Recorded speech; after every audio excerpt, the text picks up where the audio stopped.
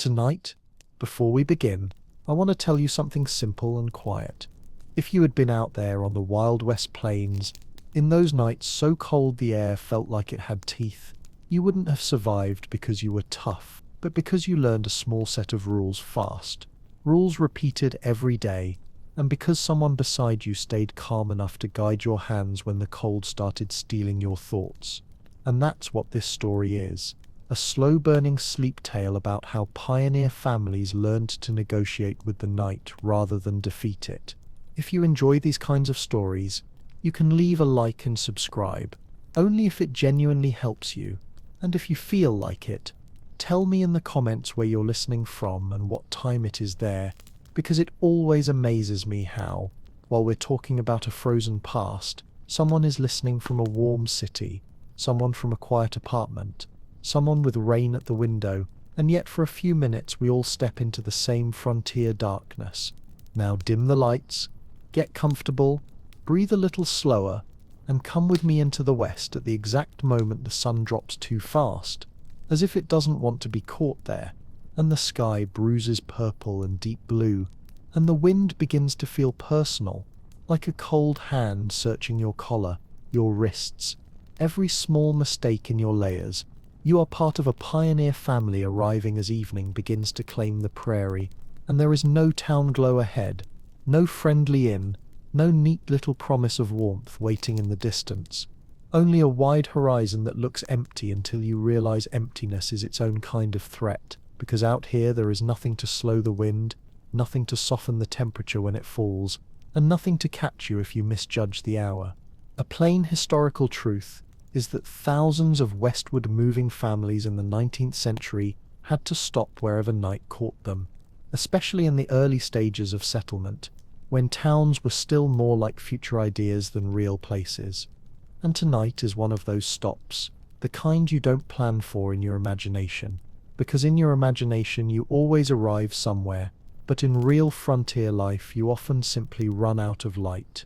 And the first thing you notice is how quickly confidence drains out of a person when their fingers start to lose feeling, because your hands are your survival here, and as the air sharpens you can feel it pushing through your coat, pressing against your skin like a warning that doesn't use words, and you understand almost immediately that this is not the gentle cold of a winter walk, not the pretty kind of cold that makes you feel alive for a moment, but a cold that tests plans, patience, and bodies, and makes every small decision feel suddenly heavy with consequence. You unload the wagon with stiffening hands, breath blooming white in front of your face, and every object seems heavier than it did an hour ago, not because it truly weighs more, but because cold steals strength quietly, and because fear makes simple tasks feel urgent, and you hear wood crack softly as it cools, metal ring with a dull, unfriendly sound when set down, and even the air seems to resist you when you inhale, dry and biting at your throat.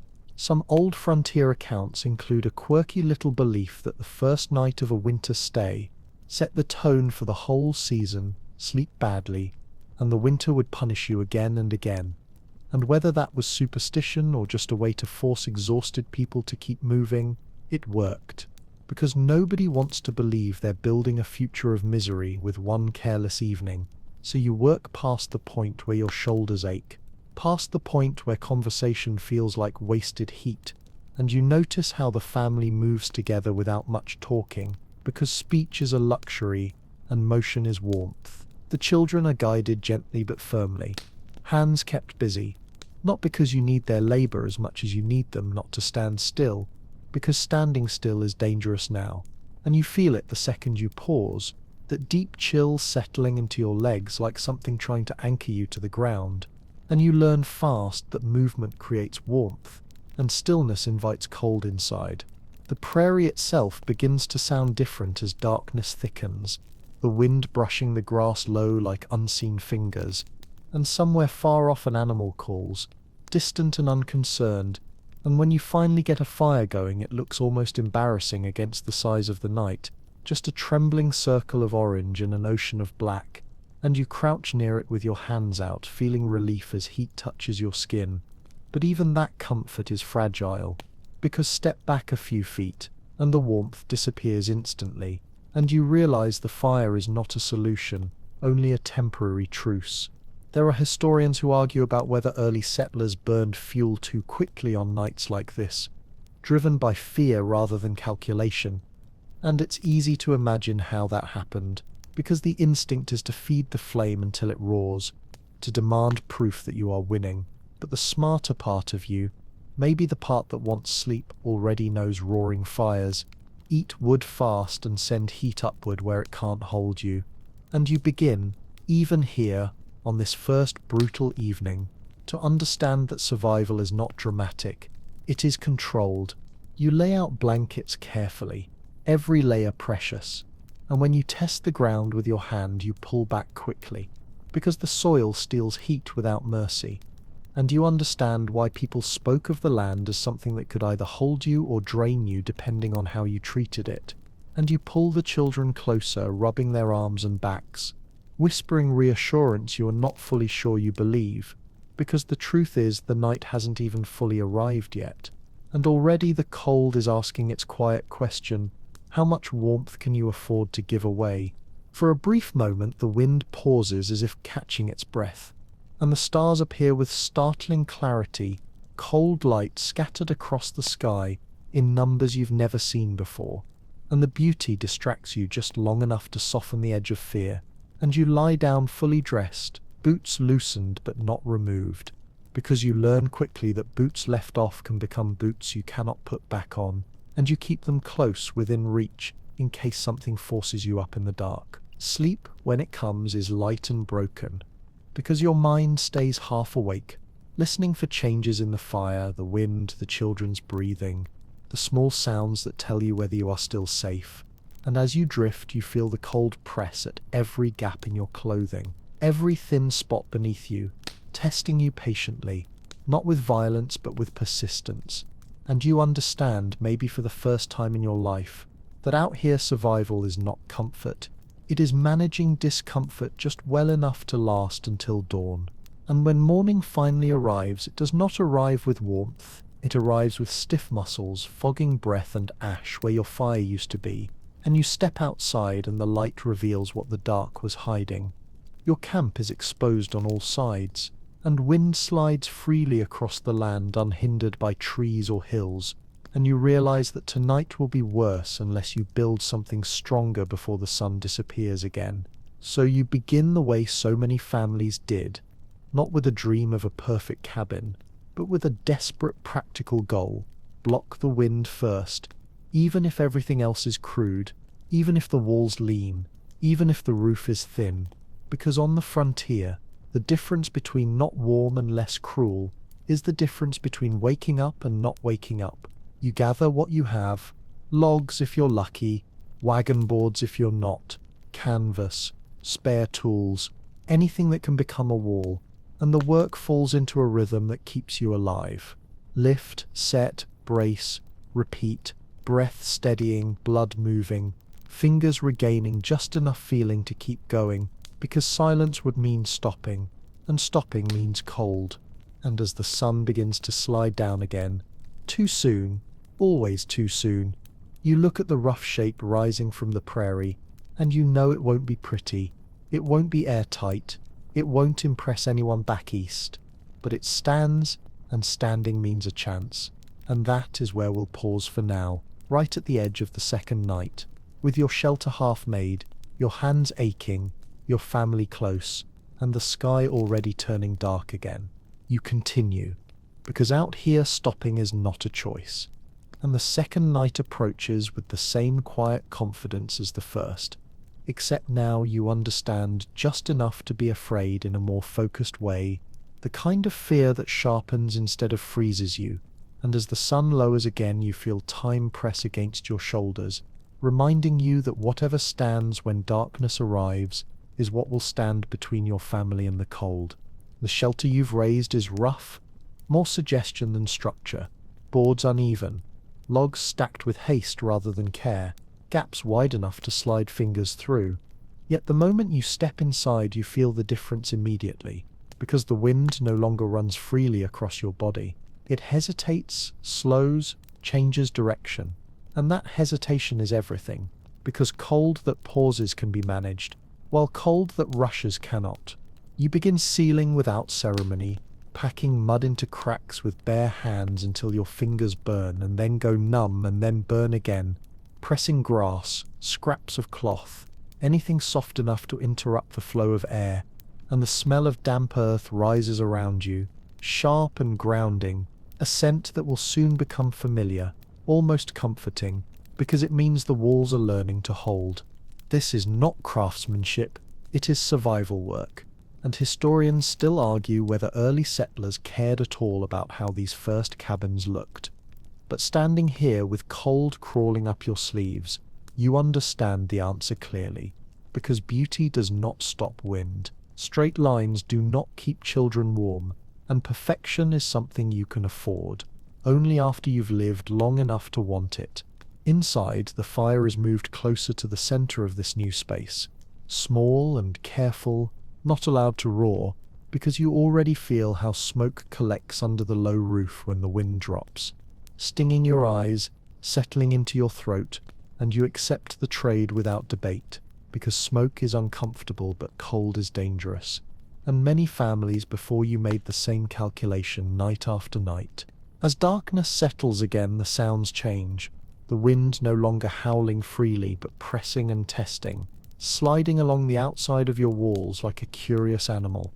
And inside the air moves more slowly, your breath lingering just a moment longer before fading, and that tiny delay feels like a promise. You arrange bedding deliberately now, not just on top of the ground but layered against it, blankets beneath as well as above, sacks, spare clothing, anything that might slow the way the earth pulls heat from you, because you've already learned that the ground is not neutral, it is hungry, and it will take warmth all night without ever giving it back.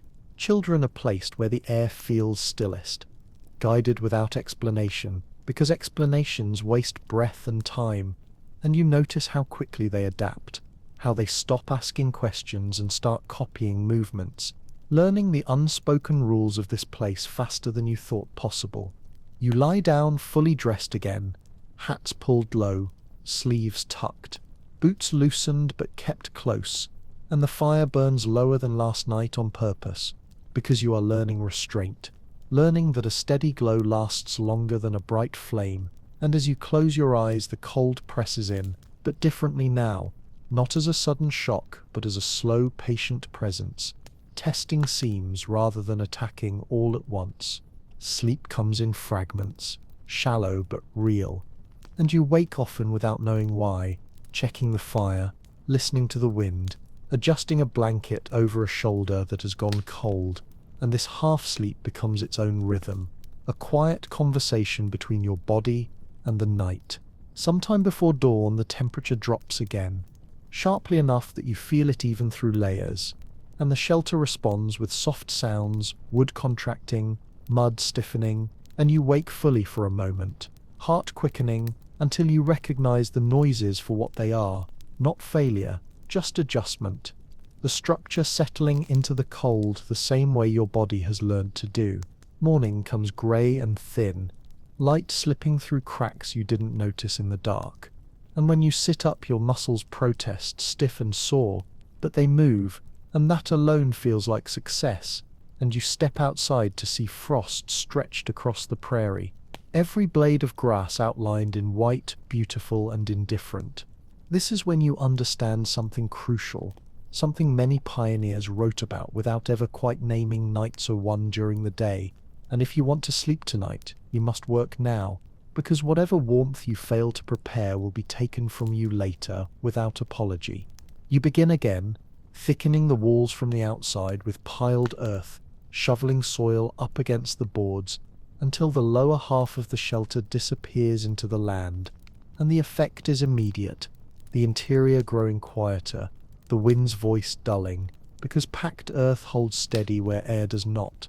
A lesson learned not from theory but from cold knees and numb feet. Inside, you raise the bedding just a little, boards and crates stacked to lift sleeping bodies off the ground, creating a pocket of air beneath, and when you test it with your hand you feel the difference. The cold, less aggressive, more distant, and you file this away as another rule, another small edge gained. Fuel becomes your next obsession, because fire is only as dependable as what you feed it. And as you scan the open land, you realize how few trees there are, how empty the horizon truly is, and you begin gathering anything that might burn: dried brush, broken stalks, even things you would have dismissed without thought in another life. By afternoon, your arms ache from carrying bundles, and your mind begins sorting without effort. Fast-burning material for early evening, slower fuel for later, because you've already learned that the longest hours of night are the ones just before dawn, when the fire is weakest and sleep is deepest. As evening approaches again, you prepare differently, more calmly, with less panic and more intention, and that calm changes everything, because fear wastes energy, and energy is warmth. And as you bank the fire low and draw your family close, you feel a strange shift, not comfort exactly, but confidence. The quiet sense that tonight, at least, you know what the cold will ask of you. You settle into sleep, with that knowledge held close, listening to the softened wind, the steady breath of those beside you, the low murmur of embers under ash, and the night stretches out ahead, long and cold, but no longer unfamiliar. And here we pause again, with the shelter stronger, the routines forming, and the winter just beginning to show its true shape, waiting patiently for the next lesson, which it will teach whether you are ready or not. The third night arrives without drama, which is how you know you're beginning to understand this place, because the prairie rarely announces its worst moments loudly. It simply repeats itself until you either learn or you don't. And as the light fades again, you feel less panic and more awareness, a quiet checking of details that now happens automatically. Fuel stacked where stiff fingers can reach it, bedding lifted off the ground just enough, gaps in the walls remembered even if they can't yet be fixed. By now you know that the cold does not rush all at once. It seeps, and so you prepare for seepage rather than shock, banking the fire early to build a deep bed of coals instead of chasing tall flames, because you've learned that height is wasted energy, and depth is what carries you through the long hours after midnight, when the world goes silent and even the wind seems to rest. Inside the shelter, the air feels different than it did that first night. Not warm exactly, but slower, heavier, as if it has decided to stay a little longer before slipping away. And that small change relaxes your shoulders more than you expect, because constant vigilance is exhausting, and any reduction in effort feels like mercy. You arrange everyone closer now without thinking about it, bedding overlapping, blankets shared, bodies angled inward, because warmth is no longer an abstract idea. It's something you can feel moving between people, pooling in the center of the space, and you realize that privacy is a luxury of mild climates, something that quietly disappears when survival takes priority. Children settle faster tonight, their breathing evening out once the shared warmth stabilizes, and you notice how quickly they've adapted to this rhythm, how the rules of the old world have already loosened their grip, replaced by new instincts that tell them where to lie, when to pull closer, when to stay still. And this adaptability gives you a strange comfort, because it suggests the future is not as fragile as it sometimes feels. Outside, the prairie listens, and you listen back, cataloguing sounds without effort: the low brush of wind against the earth-banked walls, the faint pop of wood responding to temperature, the murmur of embers shifting as they settle. And these sounds no longer startle you awake, they guide you, letting you rest while staying just aware enough to respond if something truly changes. Sometime in the night, the fire dips lower than expected, and you wake without panic, adding fuel slowly, carefully, not stirring sparks, not wasting heat, and you're half asleep again before the warmth has fully returned, which feels like an achievement even if you don't name it as one. Morning comes quietly, and when you step outside you notice something subtle but important. The frost near your shelter is thinner than it is farther out on the open ground, disturbed by foot traffic, by heat leaking slowly into the soil, by your presence shaping the immediate environment in small ways. And you realize that survival here is cumulative, each night leaving a trace that helps the next one. The day is spent reinforcing rather than inventing, pressing more earth against the lower walls, tightening what already exists instead of chasing new improvements. Because you've learned that perfection is less important than consistency, and consistency comes from repeating what works until it becomes habit. You raise the bedding a little more, not higher, just steadier, adding another layer beneath, and the difference is immediate when you test it. The cold, less aggressive, less eager, and you file that sensation away as another rule, one you don't need to write down because your body remembers it better than words ever could. Fuel gathering has become more deliberate now, no longer a desperate search but a practiced route, and you find yourself noticing patterns in the land, places where debris collects, where wind leaves offerings behind, where yesterday's work makes today's easier, and this familiarity with the ground around you creates a sense of territory, not ownership, but understanding. By late afternoon, you're tired in a deeper way than before, not panicked exhaustion, but the heavy weariness that comes from sustained effort, and you respect it now, slowing down instead of pushing through blindly, because you've learned that mistakes happen when energy runs too low, and mistakes cost warmth. As the sun drops again, you eat deliberately, favoring hot, slow foods that settle into your body and stay there, and you feel the warmth spread inward, not sharply but steadily, and you notice how much calmer everyone becomes afterward. Voices quieter, movements smaller, as if the body itself knows it has been given what it needs to face the night. The fire is built low and patient, coals banked carefully, and when darkness settles it does so without surprise, the shelter holding, the wind testing but not penetrating, and you lie down with the quiet knowledge that nothing about this night is new anymore. Sleep comes in longer stretches now, not deep, but dependable, and when you wake it's usually to adjust a blanket or respond to a sound you already recognize, and each time you drift back more easily, because familiarity has replaced fear. Somewhere in the long hours before dawn you realize that the cold is still there, just as strong as it was on the first night, but it feels different now, less personal, less threatening, because you've stopped fighting it directly and started working around it, shaping your habits to meet its demands. And as morning begins to lighten the cracks in the walls again, you sit up slowly, breathing fog into the still air, feeling stiffness, but also a quiet sense of continuity, because another night has passed, not through luck, but through accumulated knowledge, and you understand that this is how pioneer families survived the coldest nights of the Wild West, not with one dramatic solution, but with dozens of small adjustments layered together until winter became something they could live inside. The nights begin to blur together, in a way that would have frightened you at first, but now feels strangely comforting, because repetition brings familiarity, and familiarity brings a kind of quiet control, and as the fourth night approaches, you notice that you no longer watch the sun sink with dread, but with calculation, already measuring how much time you have left to prepare, already feeling in your body what must be done before darkness settles again. The shelter no longer feels like a temporary mistake made in haste. It feels inhabited, shaped by hands and breath and repeated movement. And when you step inside, you notice how the air holds itself differently now. Thicker near the center, cooler along the walls, behaving in ways you recognize. And this predictability matters more than warmth alone ever could, because it allows your mind to rest.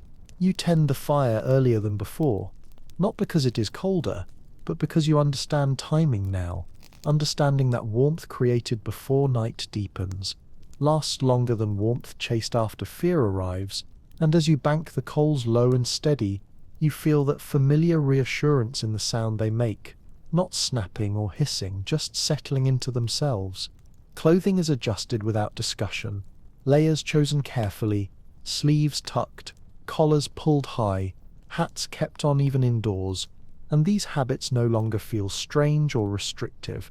They feel correct, as natural as breathing slower when you sit down, and you realize how quickly the body adapts when it is allowed to learn instead of panic. Children drift closer instinctively as the temperature drops, their movements smaller, more efficient, and you guide them into the warmest places without waking them fully, because they have learned to, their bodies responding before their thoughts ever do, and this quiet competence in the young both comforts and unsettles you, because it reminds you how fast necessity reshapes a life. Outside, the wind circles again, familiar now, its tone lower than before, testing but not attacking, and inside the shelter answers with muted sounds you have learned to trust, wood settling, earth holding, fabric rustling softly as people shift, and none of it raises your heart rate anymore, because these are the sounds of systems working, not failing. Sleep arrives in longer stretches tonight, not deep and dreamless, but steady, and when you wake it is usually because your body has decided something needs adjusting.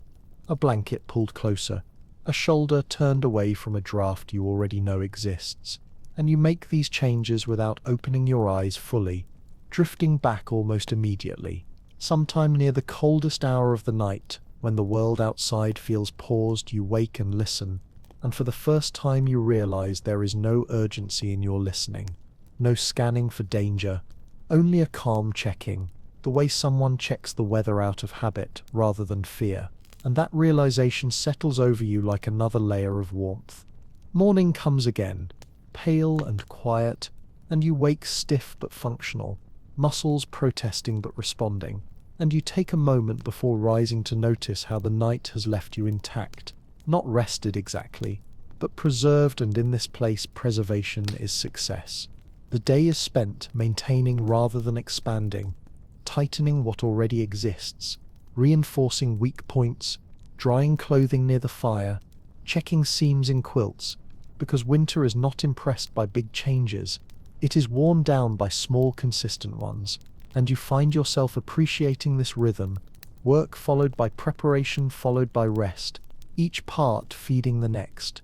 Fuel gathering continues with the calm focus of routine, and you notice how the land around your shelter has begun to change subtly, paths worn into the frost, cleared patches where material has been collected, signs of human presence that make the space feel less vast, less anonymous, and this shrinking of the world to what you can manage feels like relief rather than loss. As evening approaches again, the sky takes on that familiar hard clarity, and instead of bracing yourself, you simply begin the sequence you know by heart. Now, fire prepared, food warmed, children settled, layers adjusted, because the night no longer feels like an unknown opponent, but like a challenge you have already practiced meeting. When darkness settles, it does so gently, and you lie down among the others, feeling warmth gather slowly beneath shared coverings, listening to the low, steady murmur of the fire and the softened voice of the wind beyond the walls, and you realize that fear has not disappeared. It has simply been replaced by attention, and attention is far easier to live with. You drift into sleep, knowing you will wake again before dawn, not because something is wrong, but because this is how nights work here, and each time you wake you will find the same things still in place, the shelter holding, the fire breathing quietly, the people beside you warm and alive, and that knowledge carries you back into rest more easily than you ever expected. The fifth night settles in with a familiarity that almost feels like routine, and that realization surprises you more than the cold ever did, because a few days ago every sunset felt like a threat, and now it feels like a signal, a quiet reminder to begin the sequence you know will carry you through until morning. You move more slowly this evening, not from weakness but from economy, conserving heat by conserving motion, letting each action finish before beginning the next, because you've learned that rushing wastes energy, and energy here is another form of warmth you cannot afford to lose.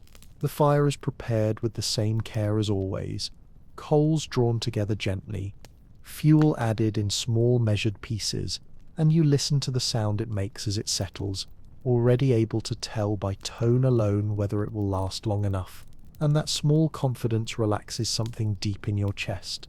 Inside the shelter the air feels lived in now, carrying layers of smoke, wool, earth and breath, and while it would have felt stifling once, it now feels protective, a held space carved out of the open prairie, and you notice how everyone instinctively moves toward its center as the temperature drops. Children are quieter tonight, not because they are afraid, but because they are tired in the honest way that comes from days spent adapting, and you guide them into place early, tucking blankets carefully, smoothing hair, pulling hats low, these small gestures becoming as important as building walls ever was.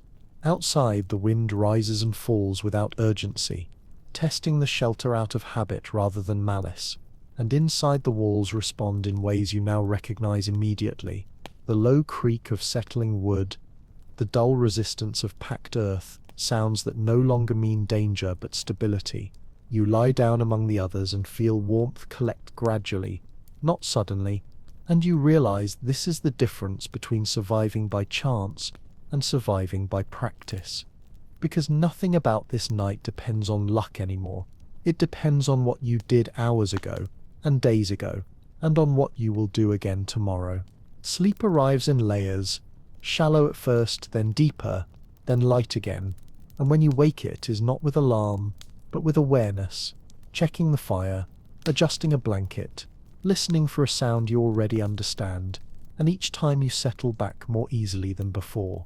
There is a moment sometime after midnight when the cold presses harder than usual, and you feel it along your back seeping in through a familiar seam, and without opening your eyes you shift slightly, turning toward the center, pulling fabric closer, and the cold loses interest, moving on in search of easier ground.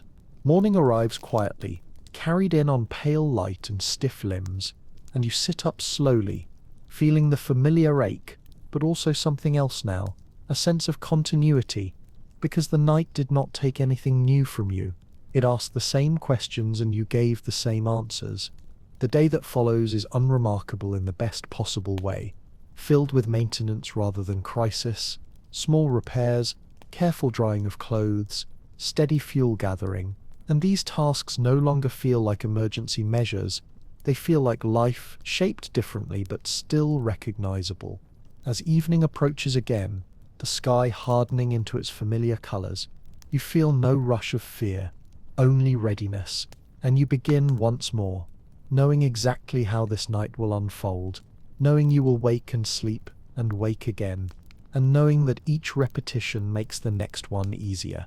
And so the cold continues its patient work outside, and you continue yours inside, matching its persistence with routine, its pressure with preparation.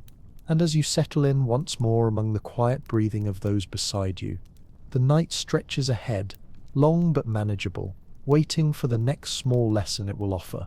By the sixth night, the cold has become an old acquaintance, not welcome but expected. You feel its presence even before the sun disappears, a slow tightening in the air, a shift in the way sound carries across the frozen ground. The prairie no longer feels infinite.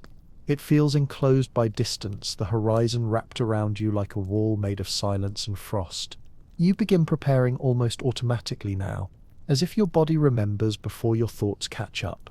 Hands move through familiar motions, arranging fuel, checking the packed earth around the walls, shaking out blankets, adjusting layers, each task blending into the next, in a rhythm that has replaced conversation. There isn't much to say anymore. The language of survival is repetition. The children have stopped asking when the cold will end. Instead, they ask smaller questions: whether there's enough wood for tonight, whether the wind will stay quiet, whether they can keep their mittens on when they sleep. You answer softly, because answers themselves are warmth, small sparks against the dark. The fire is steady this time, low and deliberate. Flames rise gently from the coals, their light brushing the rough boards and the faces of those gathered near it. Smoke curls up lazily through the roof cracks, the scent of it thick but strangely reassuring. It clings to everything now, to clothes, to hair, to the blankets folded in the corner, as if marking the space as lived in, claimed by your endurance. Outside, the prairie shifts under the weight of the wind. It hums, not loud enough to frighten, but enough to remind you of its size. You can almost hear the vastness out there, a soundless ocean of frozen grass. Inside, every small sound becomes intimate. The crackle of the fire, the sigh of someone adjusting in their sleep, the slow rhythm of breathing that rises and falls like a tide. When you finally lie down, you feel the heat that lingers in the packed earth beneath the bedding, warmth trapped from the day's fire. It's faint but steady, a hidden heartbeat beneath the floor. You pull the blankets up, careful not to let air slip in, and press your feet toward the center of the shared warmth. It's no longer awkward, this closeness. It's necessary, almost sacred. Sleep comes in quiet waves, lighter than before but deeper somehow. You drift through it like someone crossing thin ice, careful, alert, yet calm. The cold tests you constantly, slipping through cracks, brushing your face, touching your fingers, but it finds less to take each time. Near dawn, the fire is little more than a dull red glow, the air brittle enough to sting your throat. You wake and sit up slowly, moving just enough to coax a few sparks back to life. Each motion is deliberate, each sound part of the morning ritual. The smell of smoke and frozen air fills the cabin again, and you breathe it in like something familiar, unpleasant but necessary.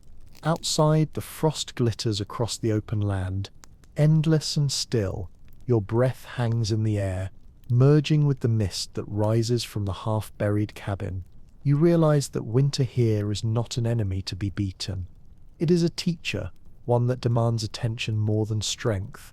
By midday, the routine continues, checking the fire pit, patching new cracks, shaking out frozen cloth, gathering whatever fuel the land will give.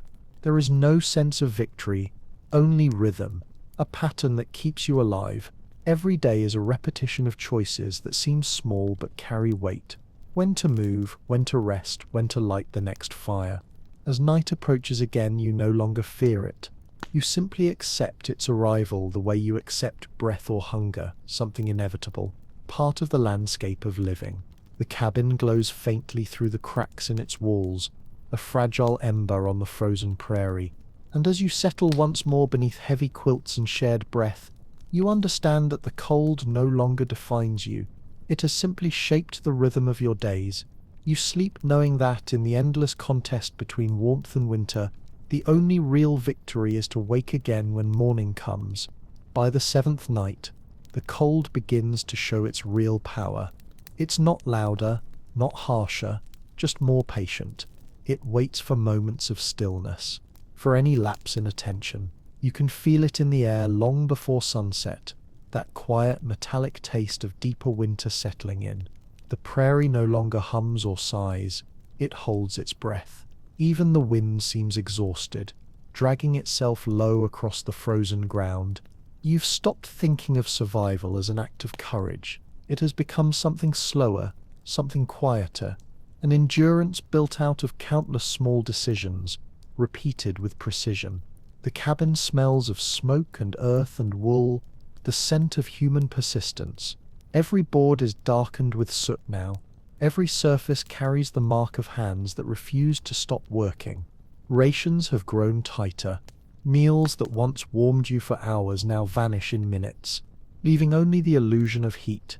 You portion carefully, stirring the pot as though your patience could stretch the food itself. The fire crackles softly nearby, its glow licking the edges of the kettle. You can almost believe the warmth will last, though you know it won't. The children eat in silence. Now, hunger has made them stiller, more observant. They watch the fire the way adults watch time. Their cheeks are raw, their fingers pink and stiff, but their eyes hold a strange calm, the kind that comes when fear turns into habit. When the meal is finished, you save the last spoonful for the morning, not because it will fill you, but because it will make waking easier. Pioneers used to call this hope food, a superstition as practical as it was emotional, something small left for tomorrow, meant tomorrow existed. As night deepens, you tuck the children closer, layering blankets so their warmth meets in the middle.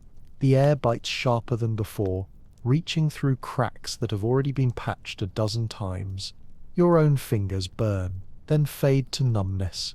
You rub them together until they sting again, welcoming the pain because it means circulation is still there. Outside, the land creaks, ice shifting in the soil. trees splitting under their own frozen weight miles away. Each distant sound travels clearly through the still air, as if the prairie itself is cracking open.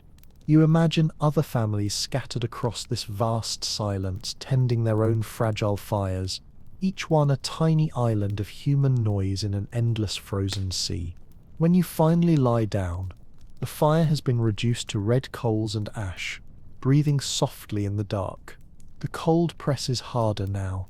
You feel it climbing up from the floor, testing your legs, your sides, your face. You pull the quilt higher until only your eyes remain uncovered, watching the faint pulse of embers until your vision blurs. Sleep, when it comes, is thin and scattered. You drift between wakefulness and dream, never entirely one or the other. Sometimes you think you hear voices, a trick of wind and memory. Sometimes you feel warmth where none should be. Historians who studied frontier journals often noted how the mind began to invent comfort during the longest winters. The body, they said, accepted the truth, but the mind refused it. Before dawn you wake shivering. The fire is almost dead and the cold has settled like a weight across your chest.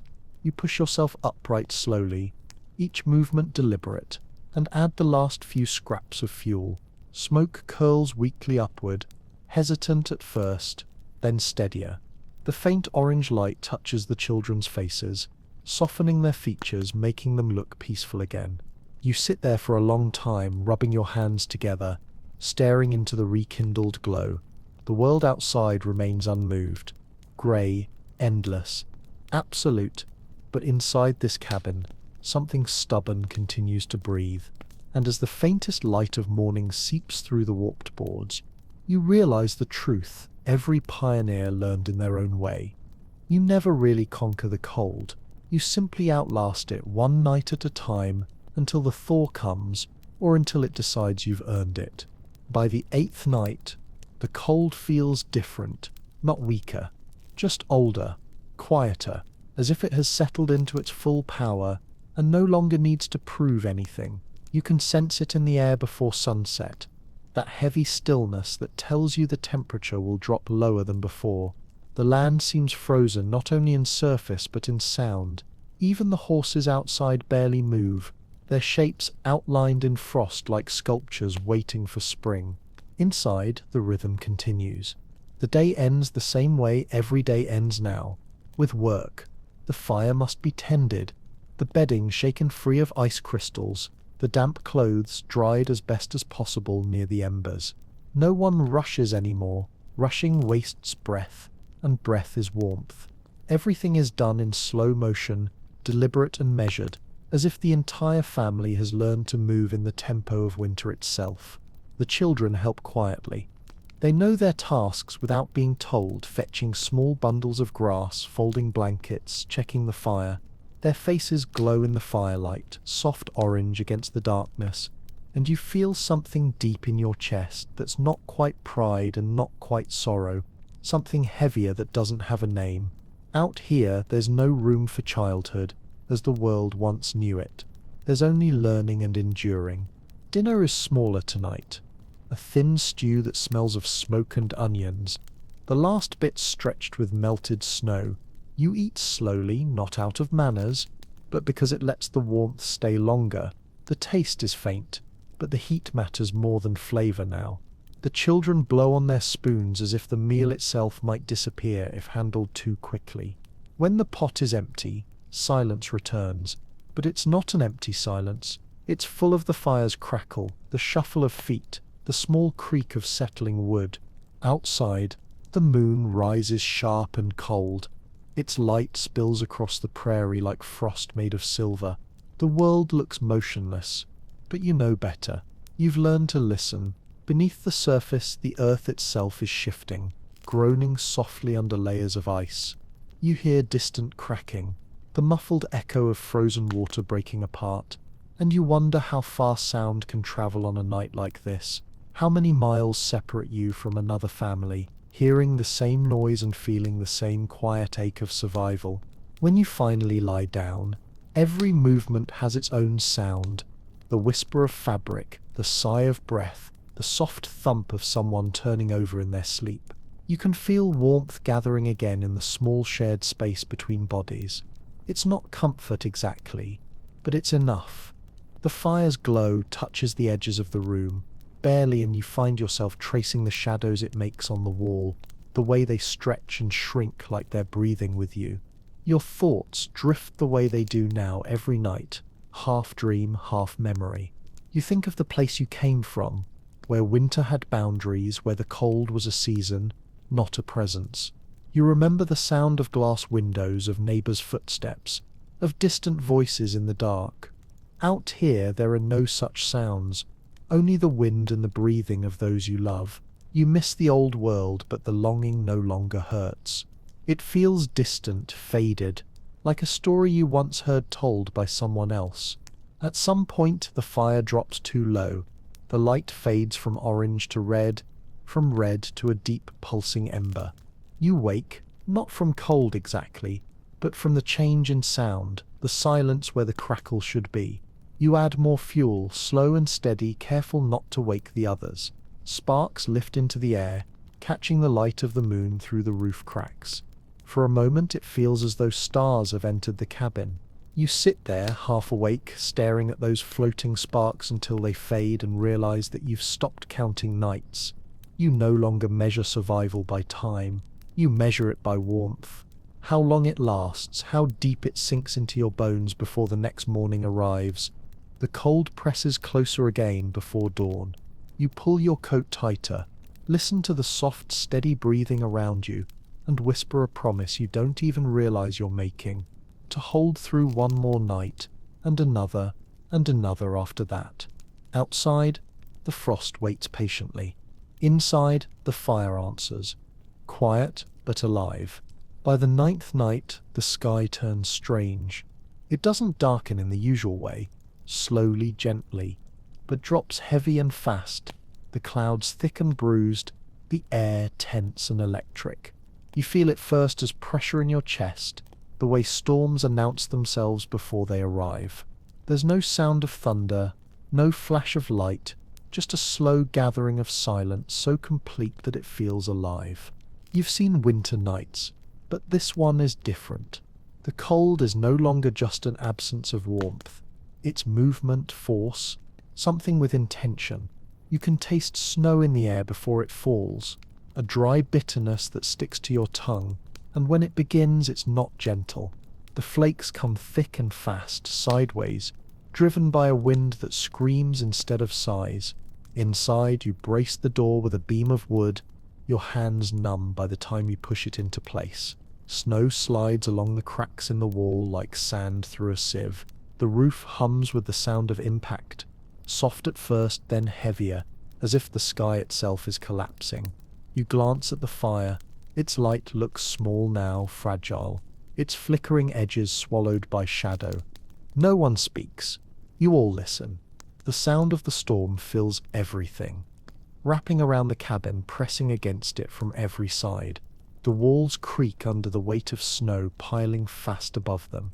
The wind howls like a thing alive, slipping through seams and corners, searching for ways in. You cover the weakest spots with blankets and sacks, stuffing them with straw and cloth, anything that might hold the cold back for even a few minutes. The children are frightened, though they don't cry.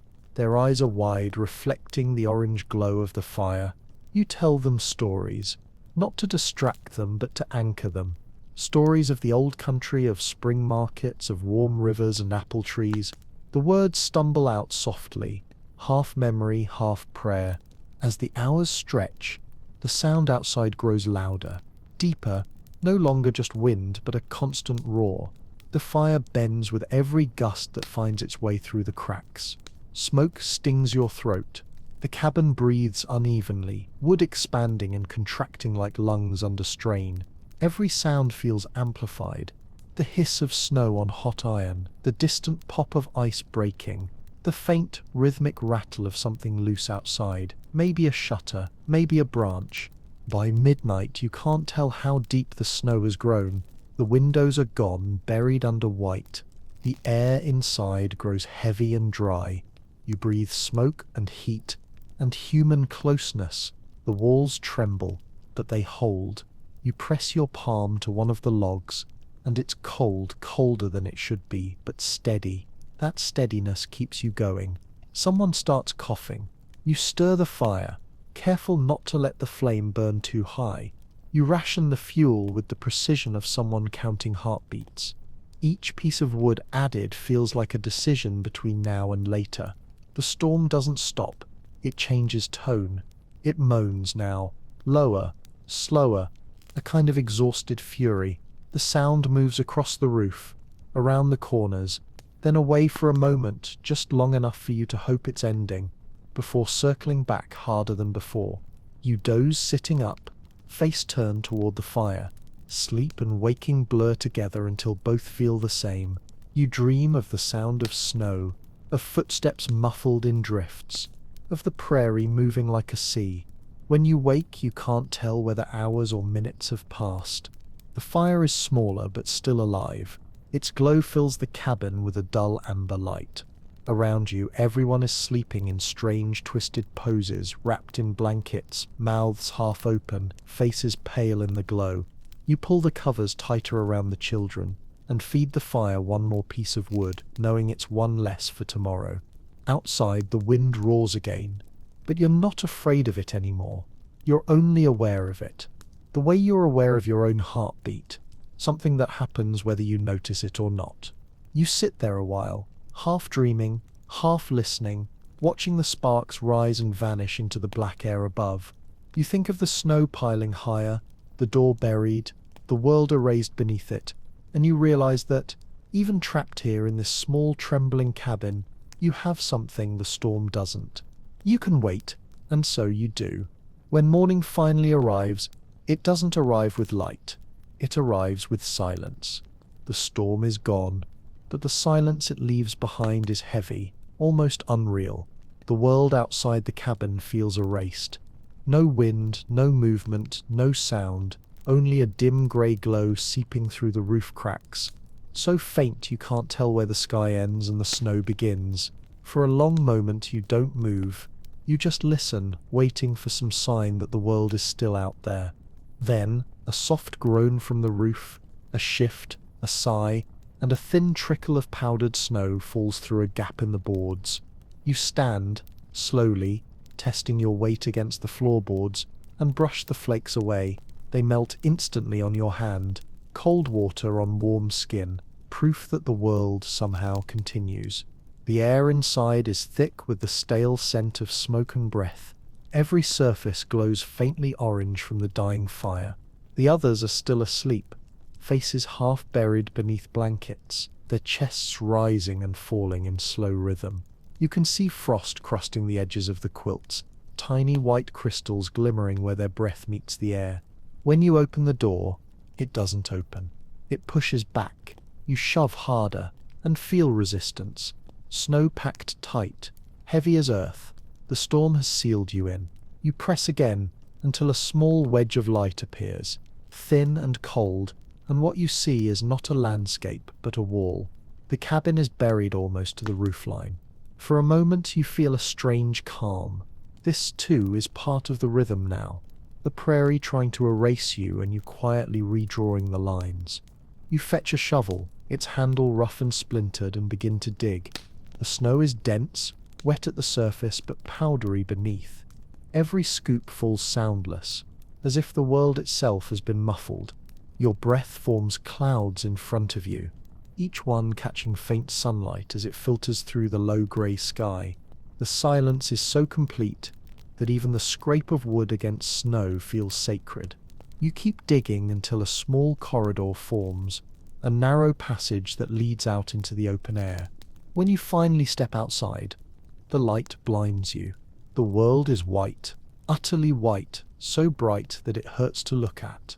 Hills, fences, the wagon, everything has disappeared under one endless surface. The cabin looks like a half-swallowed relic, its roof a dark shape in a sea of glass. You stand there for a long while, breathing the sharp air, your lungs burning with the cold. The wind has stopped entirely. The sky above is flat and colourless, like unpolished steel. It doesn't feel alive, but it doesn't feel dead either. just indifferent. And yet, even here, you notice small signs that remind you of life.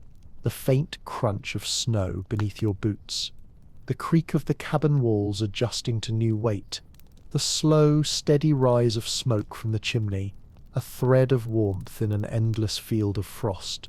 When you turn back inside, the warmth of the fire hits you like an embrace. The children have stirred now, blinking at the faint light spilling through the open door. You smile without meaning to. You tell them the storm is over, though you both know that isn't quite true.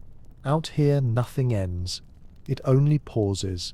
They help you clear more space, their laughter faint but real, echoing oddly against the snow walls outside. For a few minutes, you forget the cold. The sound of their voices fills the cabin with something rare and precious, proof that the world hasn't taken everything. You cook what little remains, a thin soup, just enough for warmth, and the smell fills the air, cutting through the heavy scent of damp wood and smoke. Everyone eats quietly, but this time the silence feels different, not fearful, grateful. Outside, the light shifts slightly, still pale, but with a hint of warmth beneath it.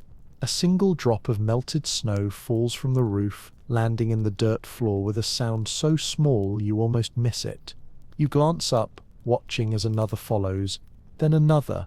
The thaw is distant, barely beginning, but it's there. The cold isn't done. The nights ahead will still test you, still press against every crack in the walls, but for the first time the balance feels possible. You have seen the worst the prairie can give, and still the fire burns. You sit by it until your eyelids grow heavy, the warmth soft on your face, the sound of quiet breathing around you steady as a lullaby. Outside, the world sleeps under its own frozen blanket. Inside, you drift toward rest again, calm, tired, but alive, knowing that the cold will knock again tomorrow, and you'll be ready to answer. By the 10th night, the air feels different. The cold is still sharp, still able to steal your breath if you stand outside too long. But beneath it, there's something else now. A faint softness in the wind, a scent you can't name, almost like wet bark or thawed earth still hidden beneath the snow. It's not warmth, not yet, but it's the memory of it. The land remembering what it used to be before winter claimed it. You notice the change first through sound. Water, not much, just a whisper beneath the snow, a muted trickle like a thought the world is too tired to say out loud. Somewhere under the drifts, ice has cracked, and the melt has begun, tiny, invisible streams moving unseen through the buried grass. It feels unreal after so many frozen days. You almost wonder if you've imagined it. Inside, the cabin glows faintly. The fire burns steady. Its light now more gold than orange, softer on the walls. The smoke smells cleaner, less bitter. You can feel moisture in the air where before there was none. Frost no longer grows overnight along the walls. It weeps, tiny drops running slowly down the rough wood, freezing again near the floor. Even the firewood stacked by the door gives a different sound when struck, a hollow, living tone rather than the sharp ring of frozen timber. You stir the embers and watch the flame twist lazily upward. Its movement has changed too, less frantic, more certain. It dances slowly, reflecting in the iron kettle beside it. Inside, a thin soup simmers, barely bubbling. You taste it with the wooden spoon, smoke, salt, and something faintly sweet. Perhaps snow melt from the pot. Perhaps just relief. The children are quieter these days, not from fear but from fatigue. Survival has a way of aging, even the smallest ones. They lie side by side under the quilts, whispering softly about things they'll do when spring comes. You listen without interrupting. They talk about flowers they've never seen, rivers they only half remember, colors that sound impossible against the white world outside. You want to tell them not to hope yet, but the words die in your throat. Hope, too, is warmth. You don't take it away. Outside, the wind changes direction. It moves lower, brushing the cabin instead of tearing at it. You step out carefully into the night. boots sinking deep into the crusted snow. The air bites your cheeks, but it carries something almost gentle. The sky above is vast and full of stars, each one reflected faintly in the icy surface below, so that for a moment it feels as if you're standing between two heavens. The silence is enormous. But under it there, again that sound. A soft drip, a slow, rhythmic patter, the sound of water finding its way through snow. The first sign that winter's grip has loosened by the width of a breath. You kneel, pressing a hand to the surface, and feel the faintest tremor beneath it, the suggestion of movement. The earth below isn't dead, it's waiting. When you return inside, the air feels warmer, though you know it isn't. The fire has burned low, but the cabin holds its heat better now. You sit near it and listen to the small noises of the night. The soft hiss of melting frost, the occasional sigh of the walls as they settle. These sounds have become as familiar as speech. You could almost sleep to them now. You close your eyes for a moment and imagine the prairie weeks from now, the snow thinning, the soil dark and rich again, the first shoots pushing through. You picture the horses shaking off the frost, the sky filling with migrating birds, the air no longer dry but alive with scent. You imagine the cold finally letting go, and as you drift towards sleep, the thought stays with you, not as a dream, but as something deeper, like memory. You know the nights ahead will still freeze, that storms will still come, but you also know now, without question, that winter has limits. It can test, it can take, but it cannot last forever. The fire hums quietly beside you. Outside, the world begins very slowly to move again. By the 11th night, the change has become impossible to ignore. The cold still bites, but it no longer dominates. It lurks instead, retreating, regrouping, watching as the balance begins to shift. The air has lost that metallic sting that used to fill your mouth each time you breathed. Now it smells faintly of wet wood, of soil waking up, of something ancient stirring beneath the frozen surface. You can feel it underfoot. The floorboards creak differently, less brittle, more hollow, like sound is finally returning to the earth. Outside, the snow no longer crunches when you step on it. It sighs, it gives way. Its edges collapse softly around your boots, melting slightly before refreezing again. Each footprint you leave behind fills with glistening water that freezes over moments later like glass. The day is longer now. The sun doesn't set so early, and its light feels strange after months of grey, a pale yellow that almost startles your eyes. It lands on the roof and drips steadily down in thin rivulets, leaving dark streaks on the snow. You find yourself stepping outside more often, not to gather fuel or fetch water, but just to look. The land is still buried, but its surface has changed from white to silver, from stillness to movement. Inside, the cabin is heavy with the scent of drying things, blankets thawing near the fire, leather boots steaming faintly, smoke settling into the wood. The air is damp now. It clings to your skin, softening what months of frost had hardened. Even the sound of your own breathing has changed. It echoes less, as if the air has thickened with warmth. You notice how everyone moves differently too. The children laugh more easily, their voices higher, their steps quicker. They chase tiny drops of water running down the walls, their fingers leaving trails in the moisture. You watch them and realize that this sound, the quiet dripping of melting ice, has replaced the constant howl of the wind. The silence of winter has finally cracked. The fire burns lower tonight. It doesn't need to rage anymore. You've begun to ration wood differently, less fearfully. The stack near the door, once precious, now feels abundant. You still feed the flame carefully, but not desperately. You trust it to hold. As evening deepens, the sky outside shifts to a dark, deep blue, the color of melting ice, just before it turns to water. Stars appear brighter now that the air isn't so sharp, their light trembling faintly against the horizon. When you step outside, you can hear water again more than before.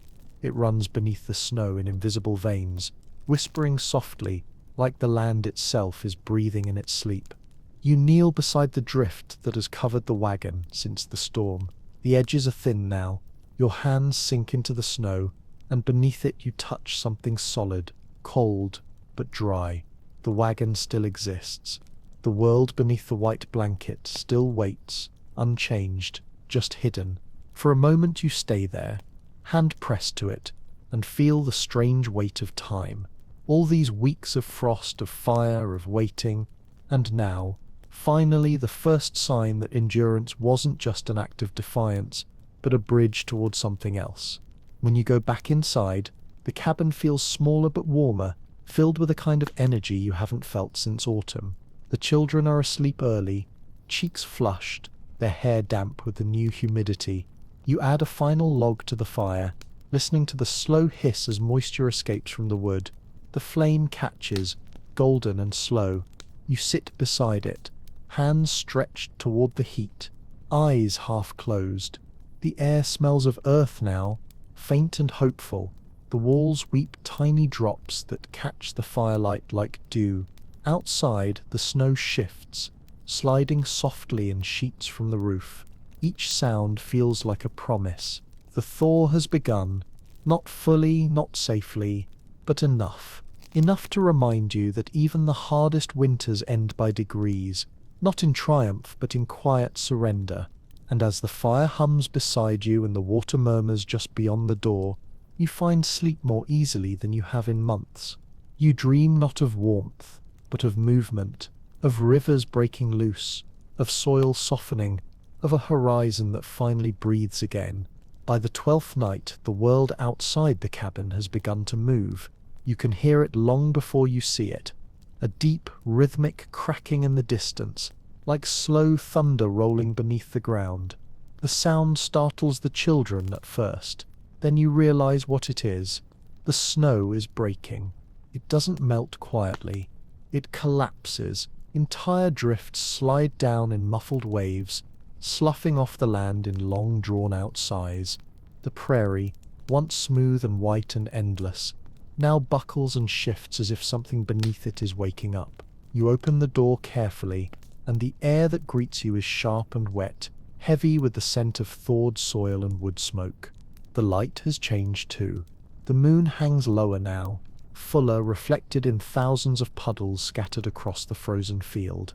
You step out into the soft, uneven snow and hear it crunch, sink, and finally squelch. For the first time in months, there's water in the sound of your footsteps. You look down and see it glinting between layers of ice, cold, dark, alive.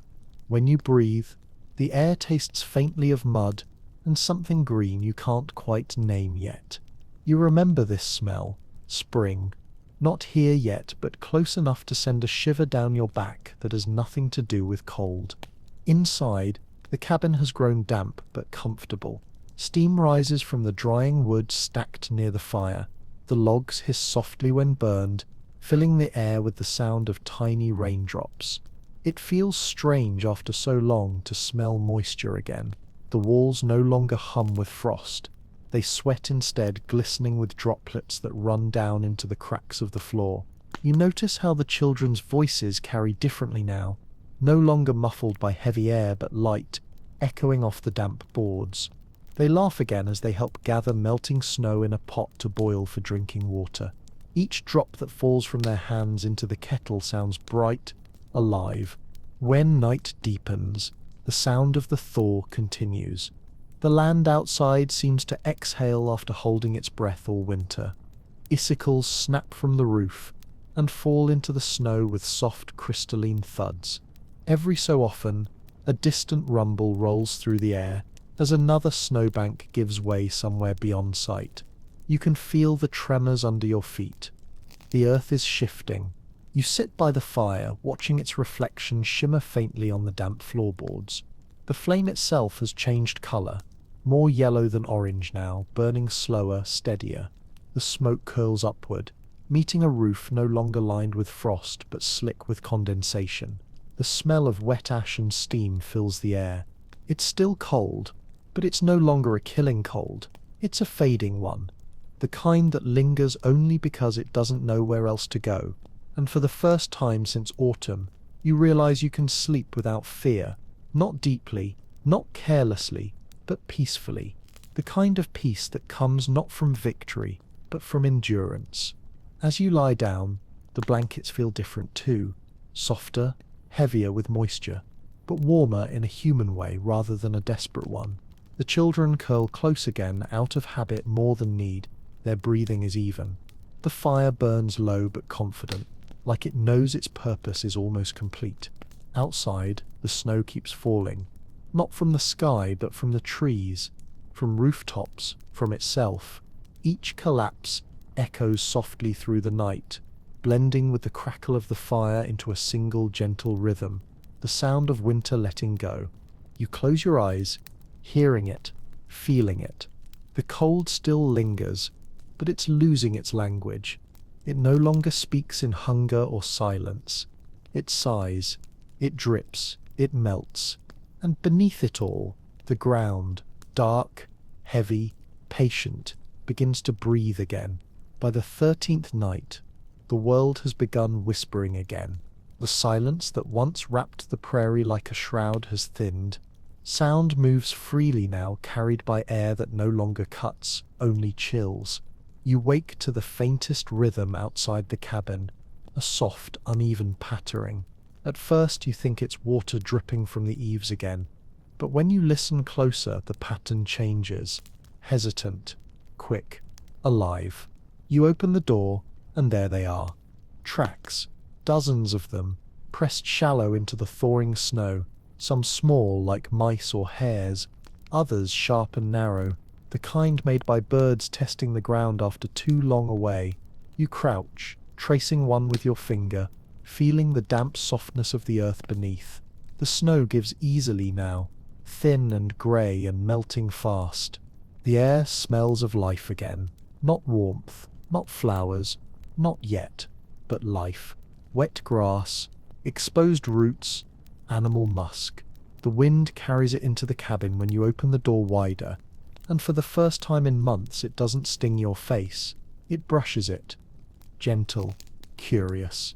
Inside, everything feels changed by this small discovery. The cabin looks the same, dark, rough, walls sweating with moisture, but it feels bigger somehow, as if the space itself has started to breathe again. You stir the fire and notice how the smoke no longer hangs heavy against the roof. It rises and slips away, escaping through tiny cracks into the mild air above. The children notice the tracks soon after. They crowd by the doorway, cheeks flushed, eyes wide. One of them swears they saw something move, a flash of fur darting between snowbanks. You look, but it's gone before you can confirm it. Still, the excitement lingers in their voices, that bright spark of wonder you haven't heard since before the first frost. You step outside together. The snow gives way beneath your boots with a wet crunch. Everywhere you look, the land is changing shape. White hills shrinking into brown hollows, dark streaks of mud carving new paths through the drifts. Beneath a patch of melting snow near the wall of the cabin, you spot the first hint of color, pale green grass. It's barely there, fragile, almost ghostly, but it glows faintly against the dark soil like a secret trying to rise. You kneel down, brushing away the slush until you can see it clearly. It's small, yes, but it's real. Proof that spring isn't a myth after all. The others gather around you, saying nothing at first. Then the youngest laughs, not loudly, just a quick, breathless laugh that sounds out of place in all this quiet. It breaks something open inside you. You find yourself smiling, then laughing too, the sound unfamiliar, rusty but alive. When you go back inside, the firelight feels warmer than usual, though you haven't added a single new log. The children hang their wet mittens by the hearth, their cheeks still glowing pink from the cold. You sit with your back to the wall, watching the steam rise from their clothes, the air damp and full of that gentle promise that comes only after long waiting. Later that night, as everyone sleeps, you stay awake a while longer, listening. The storm songs of winter are gone. In their place you hear smaller sounds, the occasional drip from the roof, the flutter of a bird landing somewhere unseen, the distant crack of melting ice splitting open. You think about how close you came to becoming part of this silence, and how simple the line is between those who endure and those who fade. It's not strength, it's rhythm. It's learning to move when the cold stills you, to wait when the thaw tempts you forward. You feed the fire one last time, careful, deliberate. The flame catches, low and steady, its glow reflecting on the wet wood of the walls. You whisper something, not a prayer exactly, just a wordless thanks. Outside, the snow sighs as another sheet slips from the roof. The wind answers softly, carrying the scent of wet soil through the cracks. Somewhere beyond the cabin, unseen and unafraid, the prairie stirs, and beneath the quiet breath of the night, life, tentative, trembling, unstoppable, begins again. By the 14th night, the thaw becomes rain. It starts with a murmur in the dark, faint at first, like the whisper of fabric being folded far away. Then the soft patter grows steadier, tapping on the roof, running down the cracks in the boards, pooling in the frozen hollows outside. The air changes completely. You can smell the world waking up. Wet soil, bark, smoke, and something faintly sweet that doesn't yet have a name. Inside, the fire burns low but steady, its light now more gold than orange. The children are sleeping deeply for the first time in months, faces turned toward the gentle sound above. You sit quietly, listening. The roof doesn't creak anymore. The walls don't shiver. The sound of rain replaces every memory of wind. You step outside, slowly, careful not to wake anyone. The rain greets you in the face, not biting, not freezing, just cold enough to remind you it's real. It slides down your cheeks, gathers on your eyelashes, and drips from your hands. You tilt your head up and breathe it in, the way a thirsty person drinks. The prairie has changed overnight. The snow is mostly gone, retreating into long silver ribbons that snake through the grass. The ground is soft beneath your boots, rich and dark and alive. Mist rises from the earth like steam from a kettle, curling in gentle shapes that fade almost as soon as they form.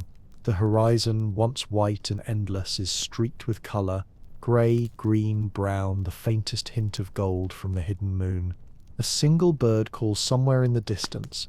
The sound is so thin and uncertain that at first you think you've imagined it, but then it calls again, stronger, and another answers from farther away. You close your eyes and listen. The silence that ruled all winter is broken, not shattered, but healed. You stay there for a long time, until the chill begins to sink through your coat and the fire inside calls you back. The cabin glows faintly in the rain, smoke rising steady from the chimney, the windows soft with lamplight. You look at it, small, crooked, patched with mud and hope, and it looks back at you like an old companion. You built it to survive winter, but it has done more than that. It has taught you to listen, to slow down, to notice. When you step inside, the air is warm and heavy, with the smell of wet wood and wool. The children stir in their sleep, murmuring softly, faces peaceful. You sit near the fire and remove your gloves. Your fingers are red, your palms rough, but alive. Every scar, every crack, every ache feels earned now. Outside, the rain keeps falling, a slow, steady heartbeat against the roof. Each drop is a reminder you've outlasted the silence, the hunger, the endless cold. The world is changing, not suddenly, not dramatically, but with patience. The same patience that carried you here. You watch the flames sway once, twice, and then steady again. The warmth fills the small space, reaching every corner, every shadow. Tomorrow the ground will be soft enough to turn. The streams will run again. You'll plant something, anything, even if it's just a handful of seeds left over from last autumn. The prairie will answer, as it always does. And when you finally lie down, the rain becomes your lullaby. Soft, unhurried, endless. You close your eyes to the rhythm of water and fire, of heartbeat and breath, and the world feels whole again. Winter has loosened its hold. The land exhales, And for the first time in months, so do you.